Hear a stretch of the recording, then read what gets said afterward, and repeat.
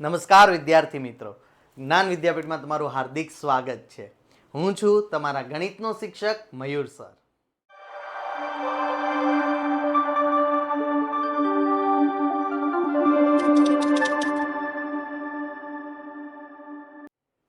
આપણે જોઈ રહ્યા છીએ ધોરણ 8 ની અંદર ચેપ્ટર નંબર 11 સમપ્રમાણ અને વ્યસ્ત પ્રમાણ.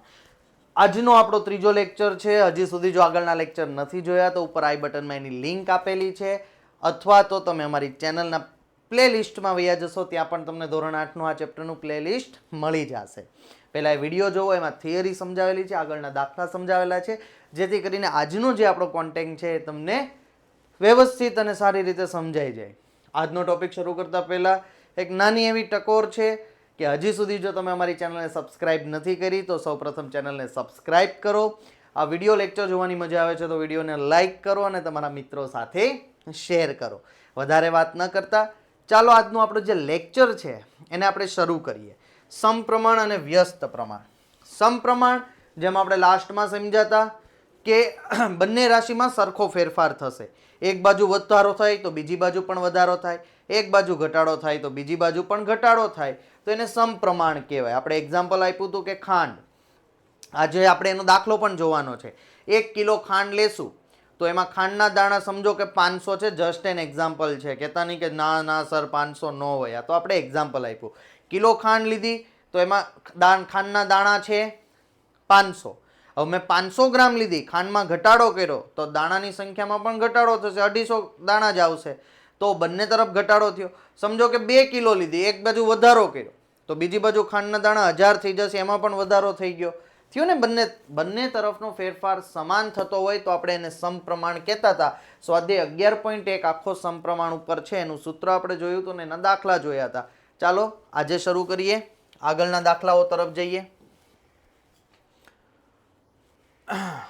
છે ને પહેલો જ દાખલો ખાંડ વાળો, સ્વાધ્યાય 11.1 સાતમો દાખલો. ચાલો શું કહે છે સાતમો દાખલો આપણને? સાતમા દાખલામાં લખ્યું છે કે 2 કિલોગ્રામ ખાંડમાં સ્ફટિકોની સંખ્યા જો એટલી હોય 9 ગુણ્યા 10⁶ તો પ્રશ્ન આપણને બે પૂછ્યા છે. 5 કિલોમાં કેટલા સ્ફટિક હશે અને 1.2 કિલોમાં કેટલા સ્ફટિકની સંખ્યા હશે, એવું આપણને કીધેલું છે. જેમ આપણે આગળ વાત કરીએ એમ પહેલા કોષ્ટક બનાવવાનું. કોષ્ટક બનાવશો ને એટલે દાખલો એકદમ ઈઝી થઈ જશે. કોષ્ટકમાં આપણી પાસે પહેલા તો ખાંડ છે કિગ્રામાં, એટલે મેં લખ્યું અહીંયા ખાંડ અને અહીંયા મેં લખ્યું સ્ફટિક.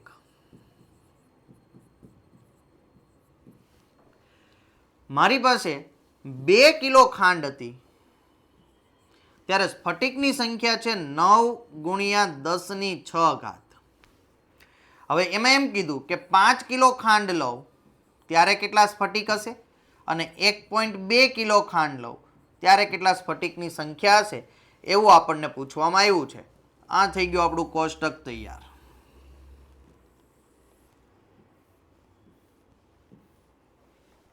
ઓકે, ચાલો હવે આ કોષ્ટકની અંદર આપણે આને લઈ લઈએ છીએ. સમજો કે આપણે આને x લઈ લઈએ છીએ.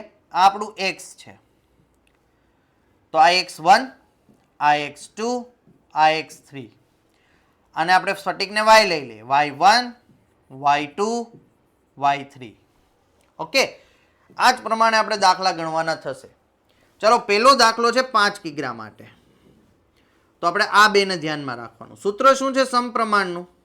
x1 ના છેદમાં y1 is equal two x2 ના છેદમાં y2. x1 કેટલો આપ્યો? 2. y1 કેટલો આપ્યો? 9 ગુણ્યા 10⁶. x2 કેટલો? 5 કિલો ખાંડ. અહીંયા સ્ફટિકની સંખ્યા એટલે કે y2 આપણે ગોતવો છે. જેને ગોતવું હોય એને કરતા બનાવવાનું.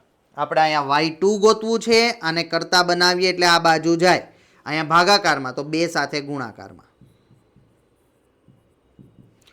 અહીંયા ભાગાકારમાં આ બાજુ જાય તો 5 સાથે ગુણાકારમાં. 5 ગુણ્યા 9 ગુણ્યા 10⁶.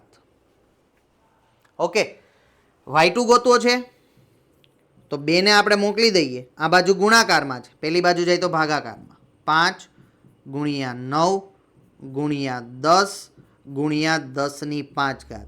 કેમ સર આમ કર્યું? મેં આમાંથી 6 વાર 10 હતા ને, એક વાર 12 લઈ લીધા. શું કામ કર્યું હમણાં તમને ખબર પડી જશે. અને છેદમાં 2. એમાં શું હતું કે અહીંયા છે ને મારે કોઈ સંખ્યા સાથે આને કટ કરવું હોય ને બેને, તો થઈ કેમ નહોતું. અહીંયા જોવો, અહીંયા 5 આપ્યા છે, અહીંયા 9 આપ્યા. બેના ઘડિયામાં 5 નો આવે, 9 નો આવે, 10 આવી શકે. એટલે મેં એને સાઈડમાં લઈ લીધું. હવે અહીંયા આપણે આને કટ કરીએ. ચાલો તો જો 2 પંચા 10, છેદ પૂરો. વધ્યો એનો ગુણાકાર કોનો? તો કે 9 પંચા 45 ગુણ્યા 5 ગુણ્યા 10 ની 5 ઘાત. તો y2 ઇઝ ઇક્વલ ટુ, આ બેનો ગુણાકાર કરો, 5 ગુણ્યા 5 25, વધી પડી 2, 4 પંચા 20 ને 2 22. જો રફકામમાં જવાની જરૂર નથી, આવી ગયો આન્સર. કેટલા સ્ફટિક હશે? 225 ગુણ્યા 10 ની 5 ઘાત. કેટલા કિલો ખાંડમાં? 5 કિલોમાં. ઓકે, હવે બીજો દાખલો ગણીએ.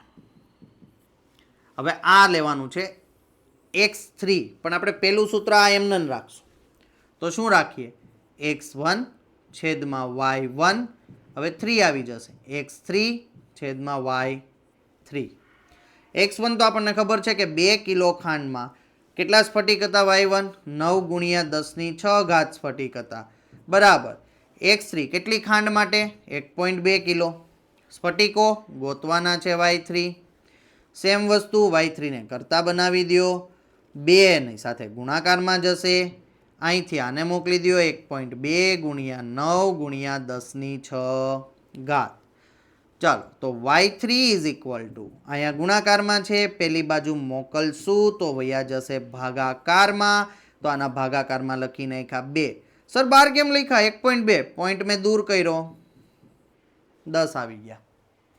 ઓકે, તો અહીંયા પોઈન્ટ દૂર કરું છું, તો હવે હું અહીંયાથી એક ઘાત કાઢી નાખું. 6 વાર 10 છે મારી પાસે, મેં અહીંયા એક વાર લખી નાખ્યા ને અહીંયા 5 ઘાત કરી નાખી, કોઈ ઇસ્યુ નથી.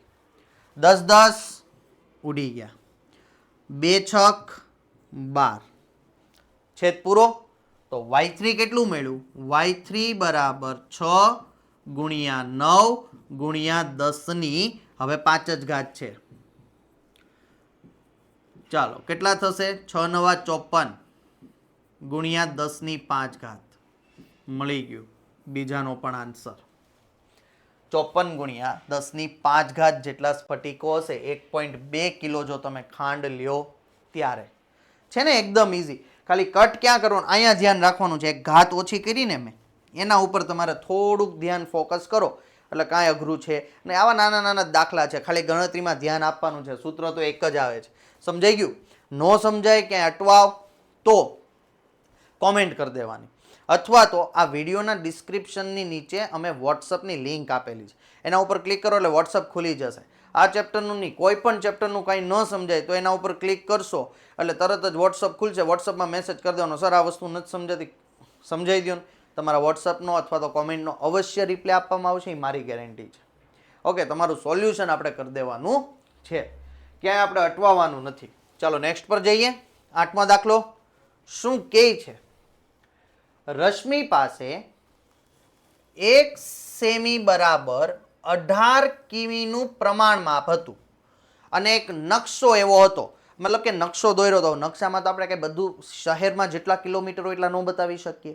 એટલે શું કર્યું કે 18 કિલોમીટર બરાબર 1 સેમી લઈ લીધું. મતલબ કે મારે 18 કિલોમીટરનો રસ્તો બતાવવો હશે ને તો નકશામાં મેં એના માટે 1 સેમી બતાવ્યું હશે. વધારે બતાવવું હશે 2 સેમી તો 36 કિલોમીટર થશે. નકશામાં 2 સેમી, પણ રિયલમાં એ કેટલા કિલોમીટર હશે? 18 દુ 36 કિલોમીટર. હવે જો તે નકશામાં 32 કિમીનું અંતર કાપે છે તો તેને દર્શાવવા માટે નકશામાં કેટલું અંતર દર્શાવવું પડશે? સાચે જો એ 72 કિલોમીટર કાપે છે તો નકશામાં એના માટેનું એને શું લીધેલું હશે એ આપણે કહેવાનું છે. જો આપણી પાસે શું છે તો એક પ્રમાણ માપ છે ને એક એકચ્યુઅલ સડકનું માપ છે. એટલે અહીંયા મેં બે વસ્તુ લખી, એક છે પ્રમાણ માપ અને એક છે સડકનું માપ. એક કોનું માપ છે? સડકનું માપ. પ્રમાણ માપ 1 સેમી લીધું ને ત્યારે સડક ઉપર 18 કિલોમીટર થાય. કેટલું થાય છે? 18 કિલોમીટર. જો હું સડક પર 72 કિલોમીટર ચાલું તો નકશામાં કેટલા સેમી થાય એ મારે અહીંયા કહેવાનું છે. આપણું થઈ ગયું કોષ્ટક તૈયાર. આ વસ્તુ આવડવી ખૂબ જ જરૂરી છે બાળ મિત્રો. ઓકે, હવે જો આને મેં x લઈ લીધું તો આ x1, આ x2, આ y1, આ y2. હવે સૂત્ર મૂકીને ખાલી શું ગણવાનો થાય? દાખલો. તો સૂત્ર છે આપણું x1 ના છેદમાં y1, x2 ના છેદમાં y2. ઘણા મિત્રોને છે ને એવો પ્રશ્ન થાય, સર આ તો તમે છે ને સમપ્રમાણનો પેલો સ્વાધ્યાય છે એટલે આ જ સૂત્ર લેવાનું, પરીક્ષામાં કેમ ખબર પડશે સમપ્રમાણનું છે કે વ્યસ્ત પ્રમાણનું છે? જો બે જ સ્વાધ્યાય છે, દાખલા તમે બરોબર પ્રેક્ટિસ કરીને ગણ્યા ને તો રકમ આવશે ને તમને ખબર પડી જ જશે કે આ સમપ્રમાણમાં હતો, આ વ્યસ્ત પ્રમાણમાં હતો. પણ એવું ગોખવું ન હોય, સમજીને કરવું હોય તો સમજવા માટે તમારે વિચારવાનું. 1 સેમી બરાબર 18 છે. ઓકે, 2 સેમી કરવું તો 36 સેન્ટીમીટર વધારું તો માર્ગ વધે છે, બે બાજુ વધારો થયો, સમપ્રમાણ છે. એટલું ઈઝી છે, ખાલી વિચારો બે બાજુ વધવું જોઈએ કે બે બાજુ ઘટવું જોઈએ તો સમપ્રમાણ. સમજાણું? ચાલો, સૂત્રમાં x1 છે 1, ત્યારે y1 છે 18, x2 છે ગોતવું છે જ નહીં, y2 છે 72. ઓકે, અહીંયા x2 ગોતવું છે. અત્યાર સુધી આપણે y2 કે y3 ગોતતા હતા, આ વખતે x આવ્યું છે, કાંઈ વાંધો નહીં. આને એકલો કરવો હોય તો 72 ને આ બાજુ મોકલવા પડે, 72 આ બાજુ જાય તો એક સાથે ગુણાકારમાં. ચાલો, x2 મેં અહીંયા લખી નાખ્યો છે, અહીંયા ગુણાકારમાં જશે 1 ગુણ્યા 72 અને આ તો 18 છેદમાં જ રહેશે. 18 ના ઘડિયામાં 72, 18 ચોક 72 થાય તો આપણી પાસે વધ્યું 1 ગુણ્યા 4, તો 1 ગુણ્યા 4 એટલે 4 સેમી. સમજાણું? આન્સર મળી ગયો. આન્સર મળી ગયો એટલે આપણે નીચે લખી નાખવાનું કે 72 કિમી સડક માટે નકશામાં 4 સેમી માપ દર્શાવ્યું હોય.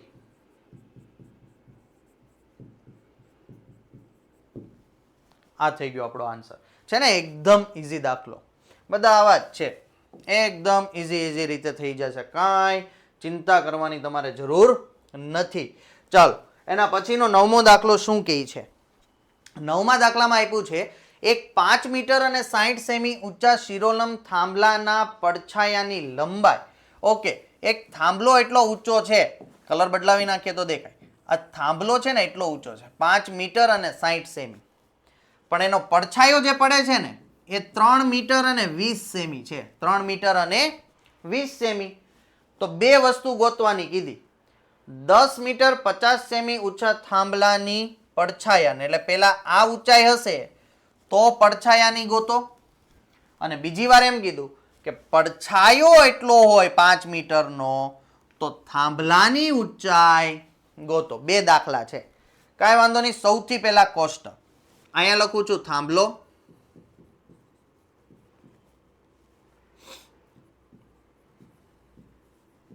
ઊંચાઈ અહીંયા લખું છું પડછાયાની. ચાલો, આ મીટર અને સેન્ટીમીટરમાં છે તો આપણે એક જ એકમ રાખશું. આને હું લખી નાખું છું 5.60. કેમ પોઈન્ટમાં? તો કે સેમીને હું ફેરવી નાખું મીટરની અંદર તો અહીંયા પોઈન્ટ આવી જાય. 5.60 આવું આપણે કરી ગયા છીએ, આ મીટરમાં આવી ગયું. તો જ્યારે થાંભલાની ઊંચાઈ 5.60 હોય ત્યારે પડછાયાની છે 3.20.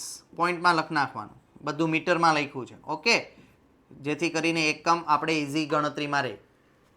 પેલો દાખલામાં હું કીધું થાંભલાની ઊંચાઈ 10.50 મીટર હોય ત્યારે પડછાયાની ગોતો, અને બીજી વાર શું કીધું 5 મીટર હોય કેની પણ પડછાયો, એટલે અહીંયા નીચે લખવાનું છે, આ ભૂલાય નહીં. 5 મીટર પડછાયો હોય તો થાંભલાની ઊંચાઈ ગોતો. કોષ્ટક થઈ ગયું આપણું તૈયાર. જો આ કોષ્ટક તૈયાર થઈ જાય ને એટલે આપણું અડધું નહીં પણ અડધા કરતાં પણ વધારે કામ, ખાલી ગણતરી જ બાકી રહે. થઈ ગયું કોષ્ટક તૈયાર. હવે દાખલો ગણવાનો રે. થાંભલાને કહી દીધું આપણે x1, x2, x3. પડછાયાને કહી દીધું y1, y2, y3. ચાલો પહેલો દાખલો સમપ્રમાણ જ છે. x1 ના છેદમાં y1 is equal two x2 ના છેદમાં y2. x1 કેટલું છે 5.60, y1 કેટલું છે 3.20 બરાબર x2 કેટલું છે 10.50 ત્યારે y2 કેટલું છે ગોતવાનું છે. y2 ને કરતા બનાવીએ તો 5.60 ગુણ્યા y2 બરાબર 10.50 ગુણ્યા 3.20. પહેલાં છે ને પોઈન્ટ બધેથી કાઢી નાખીએ એટલે તમને ઇઝી પડે. 560 ગુણ્યા y2 છેદમાં 100. કેમ 100 આવ્યા? પોઈન્ટ પછી 2 અંક હતા 6 અને 0. પોઈન્ટ દૂર કર્યો તો 2 0 આવી ગયા. એવી રીતે 1050 ગુણ્યા 320 છેદમાં 100 ગુણ્યા 100. આના પણ 100 આના પણ 100 કારણ કે પોઈન્ટ પછી અહીંયા પણ 2 અંક પોઈન્ટ પછી અહીંયા પણ 2 અંક બે બાજુ 2 અંક હતા એટલે આપણે બે જગ્યાએ 100 મૂક્યા. ચાલો હવે y2 આપણા માટે મેન છે. y2 તો આને કરતા બનાવવો હોય તો બાકી બધાને જવા દેવાય ઓલી બાજુ એટલે છે ને આપણને વાંધો ન આવે, આપણે ઇઝી થઈ જાય. પહેલાં 100 અહીંયા ભાગાકારમાં પેલી બાજુ મોકલું તો ગુણાકારમાં. ચાલો તો આપણે 100 ને મોકલી દીધા આ બાજુ ગુણાકારમાં. ઓકે છેદમાં અહીંયા ગુણાકારમાં છે પેલી બાજુ મોકલું તો ભાગાકારમાં વયા જાય એટલે અહીંયા 2 તો ઓલરેડી હતા ભાગાકારમાં આ ત્રીજું આવ્યું એટલું ખબર પડી. ચાલો 100 કેન્સલ 0 0 કેન્સલ આ 0 પણ કેન્સલ. આ 0 કેન્સલ નહીં કરીએ શું કામ ઉડશે ભાગ ચાલશે. જ્યારે પણ છેદમાં છે ને 10 હોય 100 હોય તેને ઉડાડવાનું નહીં પોઈન્ટમાં મૂકી દો એટલે આપણે છેલ્લે ઉપાધિ જ ન રહે. ભાગાકાર કરો ને તો વધી જાય પણ 56 ને તો દૂર કરવાના ને સર કરવા જ પડે ને. હવે 32 આપ્યા છે આ ઇઝી દાખલો હોય ને તો 32 ના ઘડિયામાં 56 આવવા જોઈએ. 32 દુ કેટલા થાય તો કે 32 દુ તો નહીં થાય તો જોઈ લઈએ આપણે 32 દુ તો 64 થાય એટલે નહીં મેળ આવે ભાઈ. 32 દુમાં તો નહીં મેળ આવે 32 દુ તો 64 થઈ જાય છે. તો હવે શું કરશું 2 વડે ભાગ ચલાવીએ કદાચ મેળ આવી જાય. ચાલો જોઈએ. આનો 2 વડે ચલાવો તો ભાગ આનો 2 વડે જો વ્હાઇટથી કરું તો તમને વધારે ખબર પડશે. આનો 2 વડે કરો 2 દુ 4 2 અઠ્ઠા 16 28. આનો 2 વડે કરો 16 દુ 32. ફરીથી આનો 2 વડે કરો 2 કા 2 અને 2 ચોક 14 દુ 28. આનો ફરીથી 2 વડે કરો 8. હજી થશે 7 દુ 14 એટલું 7 વધ્યા કાંઈ વાંધો નહીં. ચાલો અહીંયા હું લખું છું હવે જે વૈધું ને એને ફરીથી લખી નાખીએ. આમાં વધારે કેલ્ક્યુલેશન નહીં કરવાનું. શું થાય એકાદ અંક ભૂલાઈ જાય આપણને એટલે અહીંયા y2 બરાબર 105 વૈધા ગુણ્યા 4 વૈધા છેદમાં આપણી પાસે વૈધું છે ખાલી 7 અને આ 10 ગુણ્યા 7. ઓકે હવે 7 વડે 105 ભાગ હાલે કે નહીં રફકામમાં વ્યા જાય આમ કરવાનું ચાલશે. 7 એકા 7 3 વૈધા 5 7 પંચા 35 આ તો ભાગ ચાલી ગયો. 15 સત્તા 105. વાહ ભાઈ વાહ. ચાલો ઉડાડો વ્હાઈટ લઈ લો. કેટલા આવ્યા હતા 15. જોઈ લેવાનું રફકામમાં આવી રીતે આદત પાડશો એટલે વાંધો નહીં આવે. ચાલો હવે આગળ લખીએ 15 ચોક 60. y2 ઇઝ ઇક્વલ ટુ 60 ના છેદમાં 10 0 0 ઉડી ગયું તો y2 is equal to 6 metre. Answer આવી ગયો. એટલે હું કહેતો હતો સમજાણું 0 રખાય આવી રીતે ઉડી જાય. નો ઉડ્યો હોત ને 66 આવ્યો હોત ને તો 6.6 લખી નાખત અથવા 6 મીટર 6 સેમી લખ નાખત. ઓકે 0.6 સેમી તો આવી રીતે કરી શકાય. ચાલો બીજું. બીજામાં આપણે પહેલું તો આ જ રાખશું x1 y1 પછી આ લઈ લેશું x3 y3. ચાલો x1 કેટલું છે 5.60 y1 કેટલું છે 3.20 x3 ગોતવું છે y3 5 મીટર એટલું કરી નાખ્યું. ચાલો હવે આપણે x3 ને એકલા કરવા હોય તો 5 ને આ બાજુ મોકલીએ તો ગુણાકારમાં વ્યા જાય તો x3 બરાબર 560 ગુણ્યા 5 છેદમાં 100. કેમ 100 560 મેં કર્યા પોઈન્ટ કાઢ્યો એટલે 2 અને ગુણ્યા 320. હવે એનો છેદ તો છેદમાં જાય છેદનો છેદ એટલે અહીંયા લખું તો છેદનો છેદ ક્યાં વયો જાય અંશમાં તો અંશમાં આપણે આવી રીતે મળ્યું x3 બરાબર 560 ગુણ્યા 5 ગુણ્યા 100 છેદમાં 100 ગુણ્યા 320. 100 ઉડી ગયા, 0 કટ. હવે જો લાસ્ટ ટાઈમ જેવી ગણતરી, આમ દાખલો મોટો થાય છે, પણ જો લાસ્ટ ટાઈમ જે ગણતરી કરી હતી ને ફરીથી આવે છે. આને નાને ઉડાડીએ ને તો 7 અને 4 વધે, આપણને ખબર છે. એટલે મેં ડાયરેક્ટ જ ત્યાં છે ને 56 ઉડાડ્યા અને અહીંયા લખી નાખ્યા 7, અહીંયા લખી નાખ્યા 4, અહીંયા કેટલા લખ્યા 7. ઓકે, એટલું તમને ખબર પડી કઈ રીતના મેં કર્યું? તો કે ડાયરેક્ટ મેં એને કટ કરી નાખ્યા. અહીંયા આપણી પાસે હતા બબ્બે વડે ઉડાડતા હતા ને તો 7 અને 4 વધ્યું હતું. 32 પાસે 4 તો 32 પાસે 4, 56 પાસે 7 તો 56 પાસે 7. ઘણા છે ને બેઠું મારે 4 ઉપર હાથ નીચે, અરે ભાઈ જોતો ખરી 56 માં શું વધ્યું હતું 7, તો અહીંયા 56 ક્યાં છે તો ઉપર લખ. એટલે એ આપણે થોડુંક ધ્યાન આપવાનું. ચાલો હવે જે વધ્યું ને એને આપણે લખી નાખીએ એટલે આપણને ઈઝી થશે. x3 ઇઝ ઇક્વલ ટુ 7 પંચા 35, નીચે કેટલા વધ્યા 4. હવે કઈ વધ્યું છે નહીં, તો આનો તો આપણે ભાગ ચલાવવો પડશે. ચાલો ભાગ ચલાવીએ આપણે. x3 બરાબર 7 ચોક 28 અથવા તો 32 હાલે ને, તો હું કામ આપણે આવું કરું? તો 4 અઠ્ઠા 32, 32 માં એટલે કેટલા વધી ગયા 32 આપ્યો તો 3 વધ્યા. પોઈન્ટ મૂક્યો આપણે. સર શું કરો છો, ખબર નથી પડતી? અરે નથી ખબર પડતી, હાલે તારા માટે હું ભાગાકાર કરી નાખું. 8 ચોક 32, 3 વધ્યા, આ 0. હવે ભાગ નો ચાલે, 4 માં 3 નો આવે, પોઈન્ટ મૂકો. ઓકે, અહીંયા 0 આવ્યો. હવે 7 મૂકો, 28, 2 વધ્યા, 0 મૂકો, 5 મૂક્યા, 20. હવે સમજાણું? તો શું આન્સર આવ્યો? 8.75. અને આવી રીતે પણ લખી શકો, 8 મીટર 75 સેમી. દાખલો એટલો મોટો થઈ ગયો કે આ ભાઈના મોઢા ઉપર આપણે ગણી લેવું પડ્યું. કાંઈ વાંધો નહીં, ખોટું નહીં લગાડતો હે ને. થઈ ગયો ને, આન્સર આવી ગયો ને. જો એકદમ ક્લિયર. અને રફ કામ કર્યું છે એટલે રફ કામ થોડુંક આપણને એમ લાગે તો અહીંથી આપણે ઇરેઝ કરી નાખીએ છીએ. એટલે વ્હાઈટ આઈડું તું મારાથી પેન અડાઈ ગઈ છે, ઇરેઝ કરી નાખીએ આપણે. ઓકે, તમે આવી રીતે સાઈડમાં નહીં કરવાનું, તમારે છેલ્લે કરવા. પણ પેજ પલટાવવામાં ધ્યાન આપવાનું છે. ક્યાંય પણ ગણતરી હાથે કરજો. ગણતરી જાતે રફબુકમાં ટ્રાય કરશો ને એટલે ખ્યાલ આવશે કે આપણી ભૂલ ક્યાં થાય છે. ચાલો 10મો દાખલો. 10મા દાખલામાં શું કહે છે? 10મા દાખલાની અંદર આપણને આપ્યું છે એક ભારવાહક ખટારો 25 મિનિટમાં 14 કિમી અંતર કાપે છે. આ જ ઝડપે ગતિ કરે તો 5 કલાકમાં કેટલું અંતર કાપે એ આપણે કહેવાનું છે. 1 મિનિટમાં આપ્યું ને 1 કલાકમાં આપ્યું, કાંઈ વાંધો નહીં, આપણે એને ફેરવી નાખશું. લાઈક હું તમને એમ કહું કે 1 કલાકમાં કેટલી મિનિટ આવે? 60 મિનિટ આવે. તો 5 કલાકમાં કેટલી મિનિટ આવે એ આપણે ગોતવું છે. તો આ બેનો ચોકડી ગુણાકાર થાય, 5 ગુણ્યા 60, 6 પંચા 30, 300 મિનિટ આવે ભાઈ. 5 કલાકમાં કેટલી આવે? 300. તો 300 મિનિટમાં કેટલું કાપ્યું એ આપણે કહેવાનું છે.